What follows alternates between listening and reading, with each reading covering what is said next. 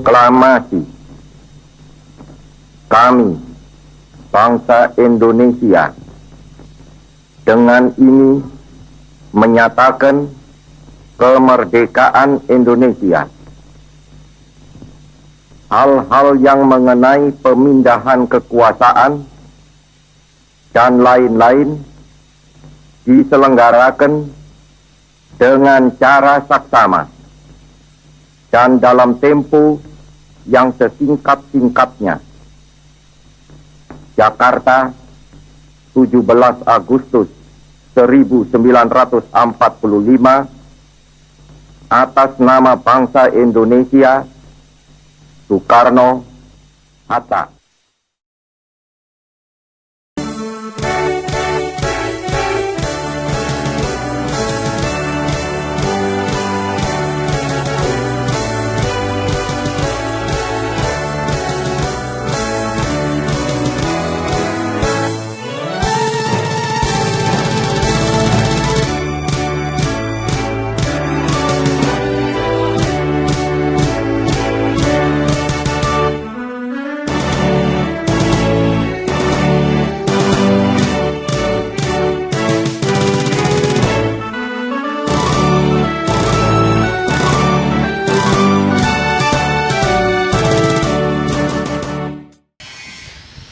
Assalamualaikum warahmatullahi wabarakatuh. Waalaikumsalam warahmatullahi Saat wabarakatuh. ini saya sudah bersama dengan Bapak Suparman. Beliau adalah seorang pemerhati budaya dan sejarah di Kabupaten Karawang. Termasuk beliau juga yang membuat buku, menulis buku ya Pak, tentang detik-detik proklamasi kemerdekaan Indonesia. Mulai dari peristiwa Rengas Dengklok, Surotokunto, Kunto, Rawa Gede, Karawang Bekasi. Karawang Bekasi. Nah ini ada banyak pertanyaan dari beberapa kawan-kawan juga mengenai sejarah Kabupaten Karawang. Mungkin diawali dengan peristiwa Rengas Dengklok. Boleh Bapak ceritakan tentang peristiwa Rengas Dengklok? Ya, siap ya. Ya dulu kan bangsa kita dijajah Belanda selama 350 tahun. Tapi 9 Maret 1942 Belanda itu menyerah ke Jepang. Di Kalijati Subang ada prasasti-nya. 9 Maret 42. Akhirnya Indonesia tahun 42 itu menjajah Indonesia kan gitu ya, sama 3 tahun setengah. Kenapa sebentar Jepang menjajah Indonesia? Jepang itu menjajah bangsa Indonesia itu lebih kejam daripada Belanda. Contohnya ada tanam paksa rodi, Romusa gitu. Tapi liciknya Jepang juga merekrut bangsa kita jadi tentara peta, pembela tanah air. Itu Peta, yang pertama peta itu yang merekrutnya adalah Jepang. Jadi bukan buatan kita. Nah bukan buatan kita tuh. Nah itulah nanti grup Surotokunto yang membuat peta melawan Jepang maksudnya. Nah ini ada dua kelompok peta pembela tanah air itu rekrutan Jepang, tapi yang peta rekrutan Jepang diberi pangkat itu tadi Daidancho Komicho gitu, yang artinya tenaga dia yang memukul bangsa kita, memenggal bangsa kita. Nah itulah Daidancho Komicho tadi yang akhirnya kata bangsa kita jadi pangaco gitu. Pangaco. Nah kebetulan ini salah satunya Surotokunto, kelahiran 1922 Bandung. Ya keturunan Jogja lah gitu ya, tapi masuk Fakultas Kedokteran UI di Jakarta. Dia tahun 1942 pas dikuasai Jepang. Tanpa tahun 43 oleh Jepang mau direkrut jadi wajib militer, tentara peta Daidancho Komicho tadi. Tapi menolak karena tahu buat apa jadi pangaco gitu. Nah ini Pak Utario, Suwarjono Suryaningrat termasuk Surotokunto, grup itu menolak, dipecat dari Fakultas Kedokteran. Tahun 44 pindah ke UIN Ciputat, Universitas Islam. Itulah yang pertama kali mendirikan peta yang melawan Jepang, pembela tanah air. Tahun 144 gitu. Itu peta. Kalau Jepang kan 42 membuatnya. Iya. Ya. Nah, udahlah cerita begitu. Tapi apa yang terjadi? Waktu Jepang artinya menjajah Indonesia kejam, negara besar Amerika, Inggris segala macam membenci Jepang di Indonesia kejam, bergabung jadi tentara sekutu. Nah itulah tentara sekutu berbuat membenci Jepang. Tanggal 6 Agustus 1945 dan 9 Agustus 1945 kota Nagasaki dan Hiroshima dibom atom oleh tentara sekutu. Tanggal 14 Agustus, Jepang di Indonesia menyerah tanpa syarat. 14 Agustus. Tapi liciknya tanggal 14 Agustus pagi, Bung Karno dibawa terbang ke Saigon, ke Vietnam. Oleh Jepang, dibujuk, dirayu, kata bahasa Sunda diolok, supaya mau jadi panitia persiapan kemerdekaan Indonesia PPKI itu. Ya jelas ingin merdeka, kata Bung Karno, bangsaku.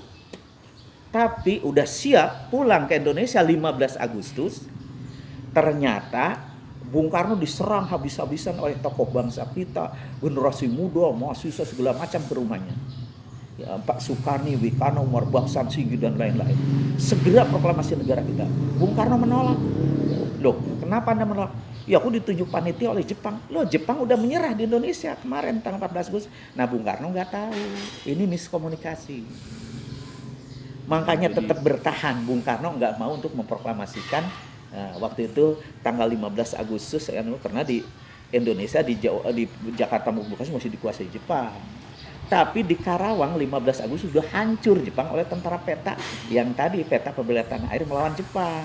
Itu ada perang atau gimana, Pak? Iya, pokoknya perang hancur-hancuran tuh di Gedong Jangkung, markas Jepang terkuat di Karawang tuh di Rengas Dengklok. Jadi Karawang cabang-cabangnya maksudnya. Itu di Rengas Dengklok, markasnya Jepang yang hancur itu Gedong Jangkung, kalimatnya ya.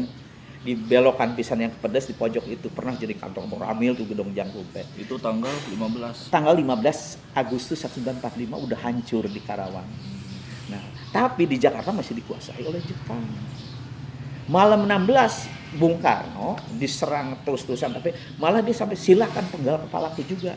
Nah, ini kekhawatiran dari tentara peta yang melawan Jepang, jadi Bung Karno menginduk ke Jepang.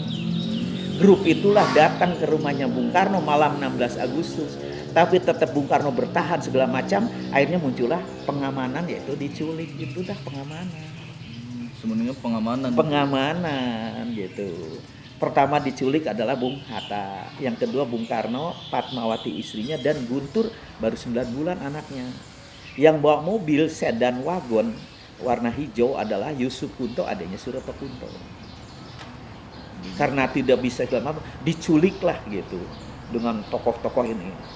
Subuh-subuh udah sampai di perbatasan Jembatan Bojong, ditanya oleh tentara peta sebelah Bekasi sana, ya karena masih kuat Jepang, dirahasiakan. Bos siapa ini? Tetap aja dirahasiakan. Tapi nyebrang ke Tanjung Pura, ke Karawang, pas ditanya oleh tentara peta, ini bos siapa? Ya karena udah ini kan tentara peta kita udah menyerang Jepang. Kalau sebenarnya masih dikuasai Jepang kan gitu. Jadi seberang Bekasi iya, Jepang. masih Jepang. Di sini udah hancur Jepang. Tanya oleh tentara peta sebelah sini. Ini bos siapa? Ini adalah pengamanan Bung Karno, penculikan Bung Karno. Loh, kalau begitu pengamanan perlu dibawa ke Rengas Dengklok karena markas Jepangnya di Rengas Dengklok yang paling terkuat udah hancur. Nah, pas gitu ditanya lagi. Di mana Rengas Dengklok harus itu? Yuk ke sana. Waduh, aku belum tahu. Akhirnya ada tentara peta yang di sebelah sini, kebetulan Pak Iding bin Salimar orang Raumerta. Udah, aku aja yang bawa. Jadi diganti supirnya oleh Pak Iding, mobil itu teh. Awalnya oleh Yusuf Kunto sampai ke Tanjung Pura.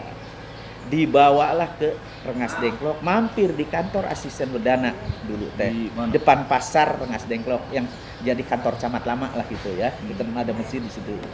Pas di situ kebetulan yang menguasai kantor itu adalah Suyono Hadi Pranoto, walaupun masih bendera Jepang.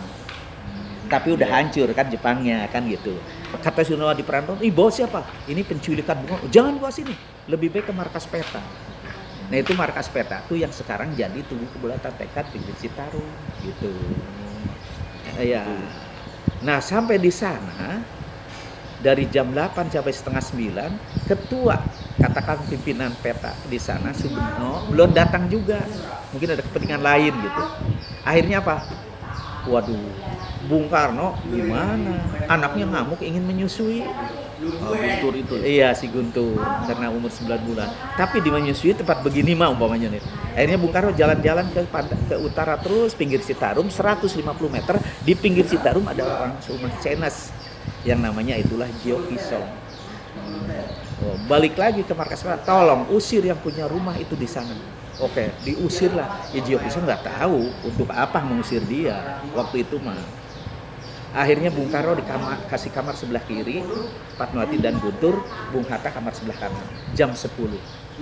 Ya menyusui hari Kamis, bulan puasa, akhirnya habis nyusui ya tidur semuanya. Ya, tanggal 16 Agustus itu. Tapi apa yang terjadi jam 2 siang, tokoh bangsa kita yang dari Jakarta, Sukarni, Wikana, Umar Baksan, Singgih, dan Subarjo bawa jeep mewah, jeep Willys, nanya di Tanjung Pura, nanya di Bojong, nanya nggak tahu Bojong sana, tapi di Tanjung Pura, dibawa ke Rengas Dengklok tadi gitu. Sampai Rengas Dengklok, mampir sana. Di mana Bung Karno sedang diculik? Dibawa ke sana ke markas peta. Sampai di markas peta, di mana Bung? Di sana di rumah pengasingan. Itu rumah Jokisong. Jam 1:30 sampai jam 2 digedor pintunya. Ya orang lagi tidur nyenyak, jam 2 bulan puasa tanggal 16 Agustus ini. Akhirnya ngucek-ngucek siapkan meja bulat kecil, bangku 2 gitu ya. Bung Hatta sebelah ini, Bung Karno sebelah sini. Ditanya oleh Singgih, siap besok untuk proklamasi negara kita? Bung Karno menolak. Tidak bisa. Lo kenapa sih tidak bisa? Ya aku tunjuk panitia oleh Jepang. Lo kan Jepang udah menyerah, di sini mau udah hancur. Kalau tidak mau besok proklamasi kan akan diculik selama-lamanya. Itulah berpikirnya Bung Karno di Rengas Dengklok. Setelah melaksanakan dengar-dengar iya di sini mau udah hancur Jepang. Akhirnya Bung Karno setengah jam kemudian dibentak lagi oleh Singgih yang tanya, siap? Akhirnya Bung Karno menjawab dengan isyarat. Ya isyarat itu bukan dengan kata, tapi dengan gerak, yaitu mengangguk-ngangguk. Itulah isyaratnya. Setelah mengangguk, udah kasih kertas. Ya dikonseplah kertas itu, tulis tangan teks proklamasi. Nanti ada perkembangan. Tulis tangan proklamasi. Setelah konsep teks proklamasi, apa lambang negara kita? Ya muncullah kalimat Garuda Pancasila. Yang terakhir, apa bendera negara kita yang datang? Belanda triwarna, 3 warna, merah, putih, biru. Indonesia dwi warna, kata Bung Karno, merah dan putih. Tapi setelah ngomong merah putih dwi warna, yang di luar rumah Jokisong tuh kebetulan di depan tuh ada yang ngintip Pak Lurah Rengas Dengklok, namanya Pak Ginung, Pak ini Suharyana tentara peta, dan Pak itu sebagai tokoh masyarakat di sana gitu ya. Artinya mendengarkan, begitu mendengar dwi warna merah putih, larilah ke pasar Dengklok kurang lebih setengah kilo. Dari pasar Rengas Dengklok beli warna putih dan merah kertas wajib. Karena dwi warna merah putih. Akhirnya yang 3 orang tadi, Pak Lurah Ginun, Pak Masrin, tokoh masyarakat, dan Pak Suharyana mampir di kantor asisten bedana. Jam 1:30 atau jam 2 tuh langsung bikin bendera merah putih pakai kertas wajib, tihangnya bambu. Udah jadi 3, ditanya oleh Pak Suyono, ini buat apa? Loh, bendera negara kita kan. Oh iya. Akhirnya setelah selesai bendera, lari ke rumah Jokisong. Sampai di sana itulah bilang merdeka. Yang 3 orang sambil memegang bendera merah putih kertas wajib. Ya makanya sampai saat ini kertas wajib tidak dilupakan, semua SD kalau jual khusus bikinnya bendera kertas wajib. Itulah cikal bakalnya. Itu bendera pertama kali detik-detik proklamasi 16 Agustus jam 2 itu adalah merah putih dari kertas wajib, tihangnya bambu. Nah, barang itu oleh Singgih ditanya lagi Bung Karno. Sekarang udah jam 2. Ayo, trek udah siap, proklamasi, lambang udah siap, bener udah siap. Ayo kita serang Jepang. Tunggu, kata Bung. Tunggu apa? Aku kan ini bulan puasa, baru jam 2. Tolonglah beri waktu aku istirahat. Lebih baik habis buka aja kita ke Jakarta. Pertimbangan-pertimbangan ini, oke lah silahkan. Tidur lagi semua di rumah Jokisong. Nah itu. Jadi berangkatnya itu ke sana setelah maghrib, setelah buka. Dari Jakarta. Iya, tapi apa yang terjadi? Tanggal 16 Agustus jam 4 sore di kantor asisten bedana, Pak Suyono Hadipranoto ini menurunkan bendera Jepang diganti bendera merah putih. Itu kain. Iya, udah dibikin kain besar. Jadi pembuatan kain besar merah putih itu pertama kali 16 Agustus jam 4 sore di Rengas Dengklok. Yang di istana baru malamnya Ibu Fatmawati itu jahit tangan jam 1 malam. Itu untuk istana besok 17. Yang sekarang di istana maksudnya ya. Di pengibaran bendera pertama Di Indonesia Rengas itu Dengklok jam 4 sore bendera Jepang diturunkan, bendera merah putih lah berkibar jam 4 sore tanggal 16 Agustus. Nah, katakanlah disitulah Karawang menggoyangkan bangsa, disitulah Karawang menggoyangkan dunia. Nah, disitulah makanya Karawang dijuluki Pangkal Perjuangan. awal istilah Iya, Pangkal perjuangan itu adalah pengibaran bendera merah putih 16 Agustus jam 4 sore. Ya cuman sekarang mah yang tenar bukan Karawang menggoyangkan tapi goyang Karawangnya. Karawang menggoyangkan.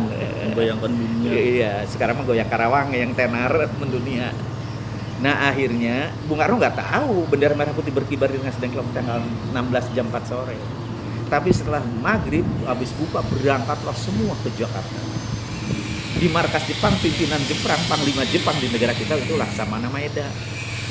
Nah, itu Laksamana jam 8 malam sampai setengah 9 nanya, mau apa kesini? Kepada Bung Karno.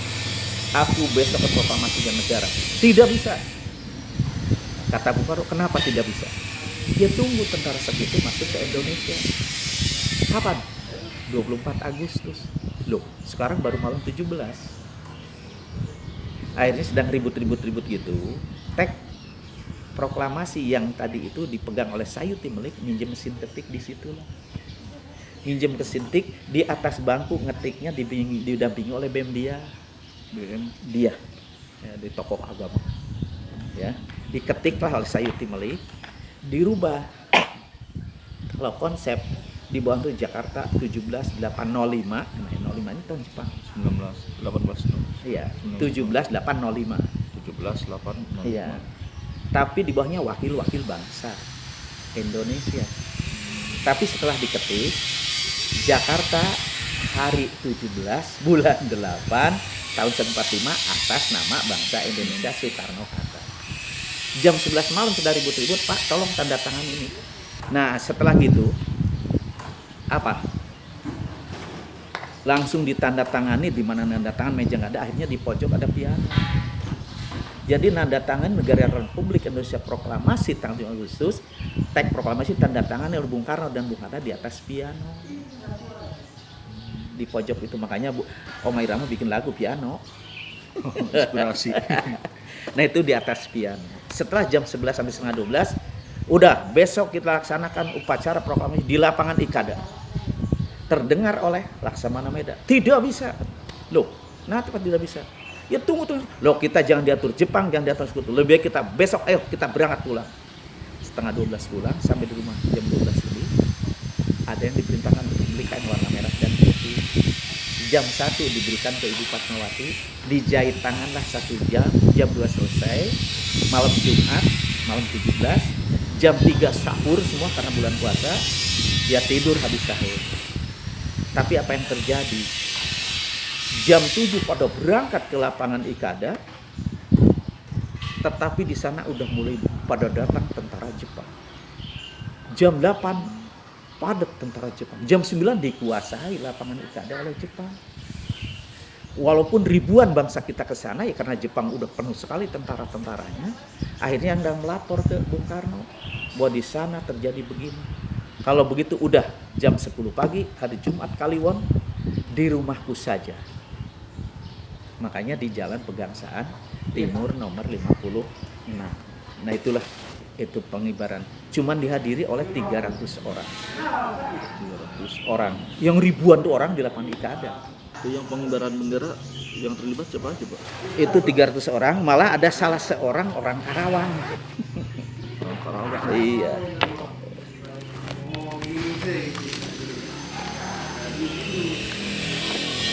Nah ini konsepnya Bung Karno di Rengas Dengklok. Iya. Nah ini yang diketik oleh Sayuti Melik. Jakarta hari 17 bulan 8 atas nama bangsa Indonesia. Kalau ini wakil-wakil bangsa, ya. Wakil-wakil bangsa. Iya, itu konsep. Kalau ini ya Bung Karno dan Bung Hatta. Ini. Nah ini pengibaran bendera di Jalan Pegangsaan Timur. Cuman dihadiri 300 orang. Nah ini yang nggak pakai peci, salah satu orang Karawang mengibarkan bendera. Orang Karawang siapa itu? Ya, saya lupa. Ya, salah satunya ini. pengibaran bendera itu barulah dibacakan teks proklamasi. Nah ini Bung Karno membaca teks proklamasi di depan ini.